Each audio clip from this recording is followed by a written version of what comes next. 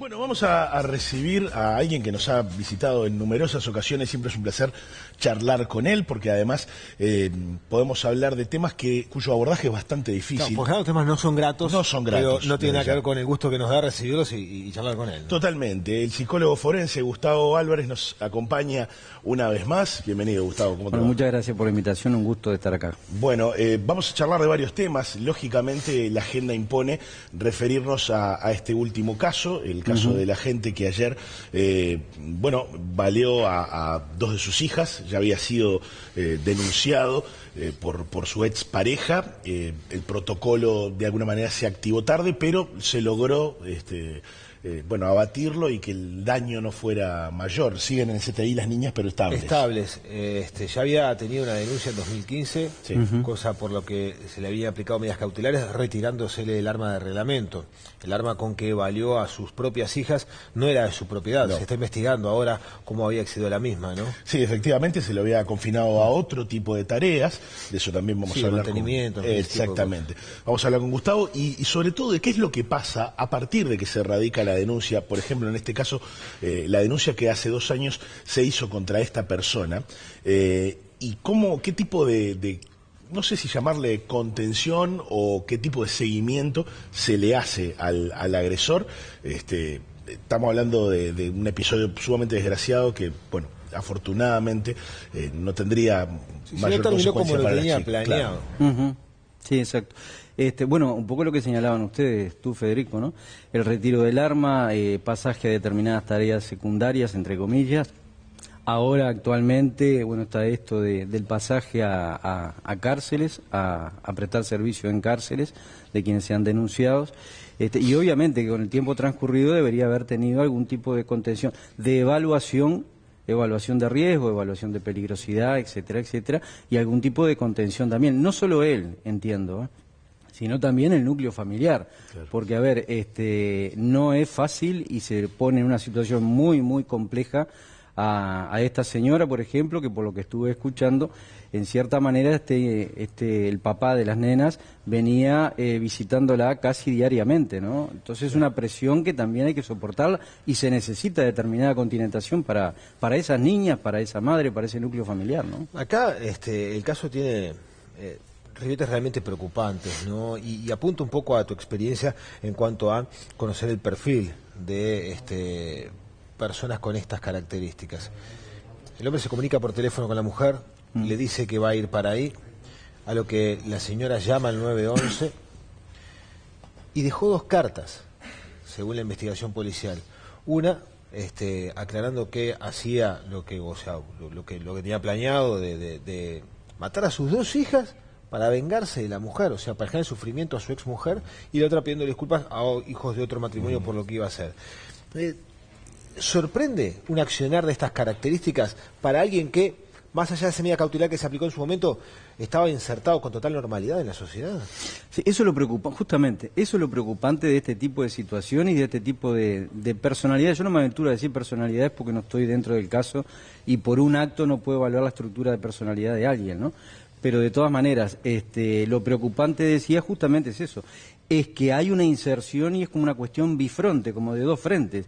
No es el prototipo que tenemos instaurado nosotros o el mito que tenemos, que es alguien constantemente belicoso, los ojos inyectados en sangre. No, es alguien justamente adaptado, que cumple determinadas normativas sociales, inserto socialmente, y que no creo que haya debutado con esta situación, sin lugar a duda, y termina dando como resultado este tipo de ejecución de situaciones, pero, etcétera, etcétera. Un poco apuntando a lo que decía Cristian hoy más temprano, de ese seguimiento tal vez psicológico que se puede hacer a alguien con una denuncia desde 2015. Si se le hubiese aplicado un tratamiento de esas características o al menos un seguimiento, ¿se podría haber evitado esto? El sindicato policial está reclamando también tratamiento específico. Sí, sin lugar a duda, porque las cosas no cambian, y ninguno de nosotros cambia espontáneamente, ¿no? Más allá de avatares de la vida que eventualmente nos puede reorientar reitero, en nuestra vida. Pero sin un acceso terapéutico, ¿qué es lo que ocurre? Es que muchas veces lo que falta es lo esencial en un proceso terapéutico, que es la demanda interna de quién va a hacer un proceso terapéutico. Si yo entiendo que no hay nada que tenga que cambiar en mí, que yo tengo razón, yo puedo ir años a un psicólogo y no va a cambiar absolutamente nada porque no hay demanda interna de ayuda. ¿Sabe, Álvarez, que lo que estaba pensando más allá de protocolos, ¿no? Y es un poco lo que escuchaba que decía Patricia Rodríguez del sindicato policial. Quitar el arma de reglamento es de orden, pero no alcanza. No, no alcanza. Justamente, no alcanza. Yo le quito a un violento el arma de reglamento y no deja de ser violento. Claro. Y el acceso a armas, lamentablemente sabemos que no es tan dificultoso por medios no legales. No es nada dificultoso. No es nada dificultoso. Volviendo a las tareas a las que son confinados, usted días atrás también declaraba a la prensa que no le parece bien que algunas de esas tareas a las que se le asignan a quienes son denunciados por casos de violencia doméstica y violencia de género sean en el Instituto Nacional de Rehabilitación. ¿Cuáles pueden ser las consecuencias para esas personas? Y quien ha estado en cárceles, y aparte, quien conoce teóricamente lo que es una cárcel, una institución total, sabe fehacientemente que es una institución, o son instituciones tremendamente violentas, tremendamente agresivas, y esa agresividad y violencia marca transversalmente a todo quien tenga contacto con él. Entonces, si yo quiero eliminar una conducta disfuncional, una conducta problema, la conducta violenta, la conducta agresiva, y voy a poner a un individuo en una situación en donde debe potenciar y es muy funcional la conducta violenta y agresiva, estamos haciendo un flaco favor, ¿no? En los últimos tiempos hubo algunos casos que vincularon a policías con episodios de estas características. Y esto amerita la reacción incluso del sindicato policial, ¿no? Solicitando, bueno, que se tomen algunas medidas en cuanto a la contención, en fin, ese tipo de cosas. Por el contexto en el que trabajan, por el alto nivel de estrés al que están sometidos los policías, ¿son más propensos a que alguno actúe o termine actuando de esta manera? ¿O no tiene nada que ver una cosa con la otra? No, sí, claro que tiene que ver, claro que tiene que ver. Hay procesos en los cuales la tarea policial, como la tarea del educador, como la tarea del profesional de la salud y otras tantas, que están expuestos a un nivel de estrés continuo, constante, y que lamentablemente a nivel social va increciendo, ¿no? No es lo mismo ser policía hace 20 años que ser policía hoy en día, sin lugar a duda que no lo es. Y ellos están expuestos, y acá yo quiero hacer un paréntesis, porque a veces cuando hablamos, en nuestra sociedad se ha futbolizado en cierta manera, o somos de Peñarol o somos de Nacional. Este discurso no avala para nada el hecho que cometió este individuo, sin lugar a duda, y a la violencia doméstica de género en general. Dicho esto, por supuesto, el policía está constantemente, cotidianamente y diariamente viendo bebés muertos o gente calcinada, siendo insultado constantemente, apedreado, baleado, etcétera, etcétera. Claro. Arriesgando su vida, pero en forma constante. Y ahí se dan como 2 niveles o 3 niveles, ¿no? Es el estrés real, concreto que tengo en cada procedimiento, pero también el estrés vicario, si quieren llamarlo, como yo veo. Estoy en una hipervigilancia constante. Y esto pasa la cuenta, sin lugar a duda, en una hipervigilancia constante, en una irritabilidad. Seguramente debe haber algún tipo de pericia psicológica para el ingreso a la fuerza policial. Sí. ¿Por qué se puede seguir dando, digamos, por ejemplo, usted lo decía, los agentes se someten día a día a situaciones que son bastante traumáticas? Que ese seguimiento sea, digamos, no permanente, claro, pero decís, cada tanto consultas. Van a practicar tiro, que sea también dentro del protocolo. No solo eso, sino, bueno, ante casos que los pueden haber afectado, digamos, fuertemente. Sí, el departamento de distrés en el hospital policial, yo creo que trabaja. De todas maneras, es algo, ahora yo me sonreía porque hace ya como relativamente 15 años aproximadamente, yo justamente planteaba esto. Cuando un efectivo entra en un procedimiento cruento, cuando mata a alguien, cuando hiere a alguien, cuando hieren a su compañero, cuando es herido él, cuando su familia es amenazada, ameritaría inmediatamente, dentro de las 48 horas posteriores al hecho, tener una consulta, tener una reorientación, ver cómo va metabolizando este tipo de situaciones. Sí, sin lugar a dudas, estoy totalmente de acuerdo. Cuando un policía tiene antecedentes por cuestiones que tienen que ver con la violencia de género fundamentalmente, violencia intrafamiliar, ¿se admite que se le reasigne otra tarea o debería de apartársele de lo que es la fuerza policial en general? Claro, acá entran cuestiones hasta económicas familiares, ¿no? Porque pensemos, si se le da de baja al funcionario, el ingreso familiar va a caer sustancialmente, con lo cual le estamos agregando a la mujer otro o secundariamente otra situación compleja. Yo creo que la reasignación, junto con el cuidado que veníamos hablando, con el acolchonamiento, la evaluación, etcétera, etcétera, que puede dar como resultado el alejamiento de las filas policiales, pero yo no creo que sería una buena medida a priori, Pero ¿no? la reasignación busca la rehabilitación para que luego se ponga en consideración devolverle la tarea que tenía, o ya con ese antecedente basta para que, por ejemplo, nunca más porte un arma. No. Yo creo que hay tantos agresores de género como personas, ¿no?, que cometen ese delito.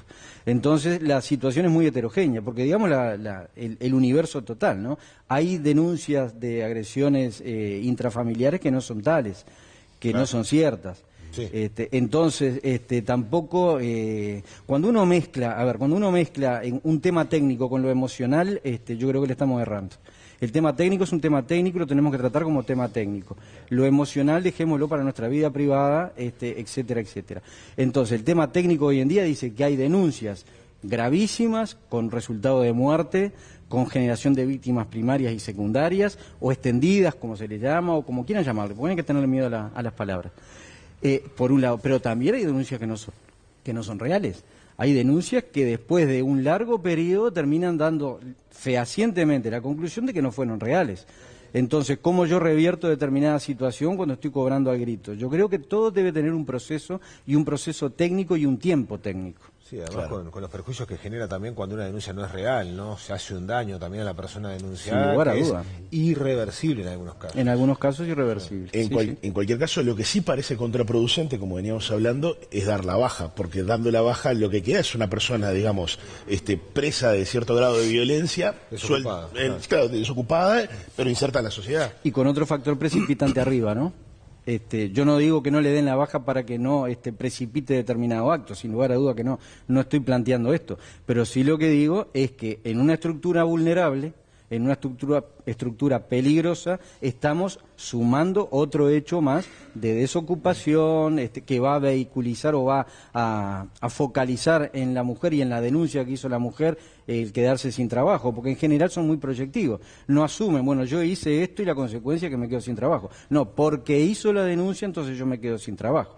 Pone como culpable a un tercero o a un externo, ¿no? Una herramienta que se ha utilizado de buena manera para evitar hechos de violencia de género, violencia doméstica, es la utilización de las muñequeras, de las pulseras, tobilleras que impiden que el agresor se acerque a la víctima.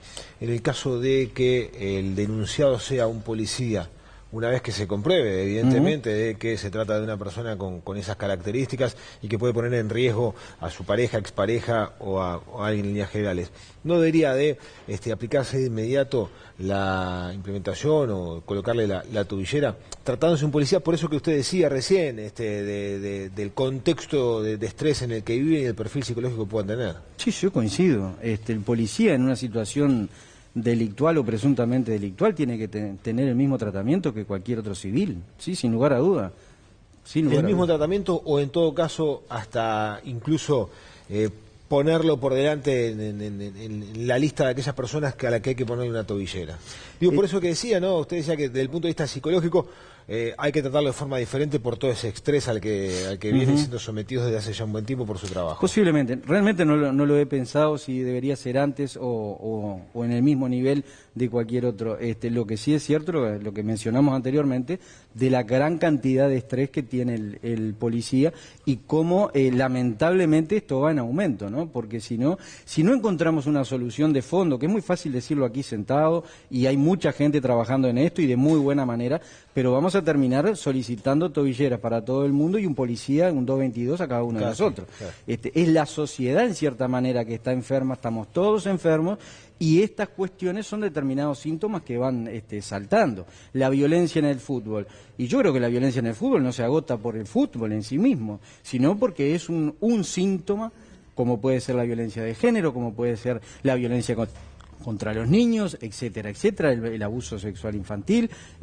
son síntomas de una única enfermedad. Lo que pasa es que muchas veces vemos en forma segmentada y queremos tratar con aspirina lo que es un tumor cerebral. Tratamos el síntoma, pero yo creo que no pasa por ahí. Pasa en cómo hemos ido perdiendo o cambiando determinados valores, determinadas pautas de relacionamiento, determinada ubicación de la autoridad, no del autoritarismo, de la autoridad, cómo nuestra sociedad ha ido perdiendo anclajes, ¿no? La sociedad necesita, el ser humano necesita anclajes, necesita límites que sean estructurantes. Y yo creo que hoy en día, bueno, como que hemos ido perdiendo esto. Y cuando se pierde el anclaje social, la violencia que todos tenemos y que la sociedad y la justicia se encarga de reprimir, en el buen sentido, empieza a aflorar por diferentes lugares. ¿Qué elementos conformarían ese anclaje en nuestra sociedad de hoy, Álvarez? Desde lo macro hay paradigmas, ha caído el paradigma religioso, el científico, hoy en día no existe un paradigma al cual yo afiliarme, pero lo fundamental es la educación, es educar, pero cuando yo digo educar, no es educar exclusivamente desde el punto de vista académico, sino es educar en cómo yo decodifico al otro, cómo yo trato al otro, cómo permito o no permito que me traten a mí, cómo se relaciona el adulto con el niño. Todas esas cosas es lo que yo entiendo que hacen o harían un anclaje, ¿no? Y ¿no? tal vez legislar. Yo les voy a proponer escuchar qué decía respecto a este tema quien integra la Red Uruguaya de Violencia contra la Violencia de Género, ¿no? Teresa Herrera, que hace referencia a lo importante de implementar la ley integral de violencia de género, violencia doméstica, un tema que se discutió cuando en el Parlamento se aprobó tipificar de forma específica el feminicidio. Bueno, decían que la pata que le faltaba a esta ley es esta precisamente ley integral de violencia, y esto decía con relación a esta situación, y después le pedimos también a Gustavo su reflexión. En la ley integral se plantea que ante la denuncia, ante las medidas cautelares y ante la situación de violencia doméstica dentro de la casa, durante 3 meses se abra un compás de espera con un equipo técnico que evalúe si esa persona puede realmente tener visitas o no tener visitas con los hijos. La demora en la ley, la demora en la aprobación de la ley integral, está llevando no solo a estas 2 niñas que afortunadamente parece que se salvan, sino el año pasado significó la muerte de 9 entre gurisas y gurises. Los otros casos que hacía referencia del pasado año también se dio por situaciones similares. Muy similares, es decir, padres que asesinaron a sus hijos. Hubo de los 9 casos, hubo 4 que no eran sus hijos biológicos. Fue en venganza directamente por la denuncia. Y en los otros 5 eran sus hijos biológicos y era así explícitamente, bueno, venganza por haberme denunciado. Esto es un problema cultural, es un problema ideológico. ¿Cómo los jueces y las juezas suponen que un niño o una niña puede seguir viendo tranquilamente a una persona, por mucho que sea su padre, que cuando son, y no son víctimas secundarias tampoco, cuando están en una situación de violencia? Primero tiene que haber un diagnóstico, tiene que haber si no hay riesgo también para esas criaturas. Ahí estaba el testimonio de Teresa Herrera refiriéndose a lo importante de la aplicación o de que se implemente esta ley integral de violencia de género. Legislar es un camino, o con las leyes que tenemos es suficiente como para tratar de reencauzar esta situación que nos golpea cada tanto, bastante seguido, diría yo. A ver, está comprobado criminológicamente que la pena privativa de libertad no abate ni la violencia ni la reincidencia. No es disuasoria, eso no. es un... No es disuasoria en un sistema penitenciario como el que tiene América Latina, no nos centremos en el Uruguay, América Latina. Yo no creo que sea lo mejor a implementar y que esto abata drásticamente. Ojalá que así sea y ojalá que me equivoque. No creo. Se aplica lo mismo para el femicidio, o sea, el cambiarle el tipo de ley, o nominarlo de una manera distinta, no va a persuadir al agresor. No, está comprobado estadísticamente que no es así. De todas maneras, yo le veo muchas virtudes a esto que señalaba Herrera, en cuanto a, lo que te veníamos hablando en cierta manera, un poco la continentación, un impas de espera, un acercamiento técnico, etcétera, etcétera. Yo creo que es muy positivo eso. También teniendo en cuenta acá un matiz, ¿no? Hay víctimas secundarias, desde la criminología, desde la psicología criminal, se llaman víctimas secundarias, extendidas, indirectas, como quiera llamársele, no importa, porque sin lugar a duda, que el niño que ve que matan a su madre, obviamente que es una víctima, sin lugar a duda. Ahora, ¿es una víctima en donde es el protagonista del acto delictivo? No, no lo es. Pero secundariamente se constituye en víctima, yo creo que es una cuestión bastante aprensible para cualquiera de nosotros, ¿no? Entonces, también, y yo coincido, no solo focalizarnos en el victimario, sino también en las víctimas, las víctimas que quedan. Porque históricamente, la criminología, históricamente, desde 1800 se viene preocupando del victimario, desde posterior a la Revolución Francesa, desde el victimario. Y ahí entró la psiquiatría, la psicología, la antropología, la sociología, etcétera, etcétera. Muy bien. Ahora, de la víctima empezamos a hablar en 1960. Claro, claro. Hay una disparidad que yo creo que se sigue manteniendo inclusive hoy en día. Bueno, es que pensemos que conforme se sigan recuperando estas niñas, que es lo que esperamos todos, tanto ellas como su madre van a tener que recibir algún tipo de contención. Sí, sin lugar a duda. 12 años. 12 y 5 años. 12 años tiene una, 5 la otra, pero yo apunto a la mayor que es plenamente consciente de lo que ocurrió, claro, y habrá que ver cómo lo procesan de aquí en más, ¿no? Sí, hay muchas variables a cómo lo procesen, ¿no? La edad, claro. Pero sin lugar a duda que es un terremoto emocional, porque quien está encargado, quien se visualiza de dador de seguridad y referente es quien termina atentando contra la vida de ella. Es difícil de Esperemos que se recuperen pronto y sobre todo además también que no queden secuelas, ¿no? en esas dos pequeñas niñas, ¿no? Sí. Gustavo Álvarez, un placer. Hay muchos mensajes que estamos recibiendo en Facebook y Twitter. Los invitamos a los televidentes a que participen en nuestras redes sociales y lean los mensajes que ya han llegado. Por nuestra parte, una vez más, Gustavo, muchas gracias por estar en Buen Día Uruguay. No, a ustedes, muchas gracias. Muy gentil.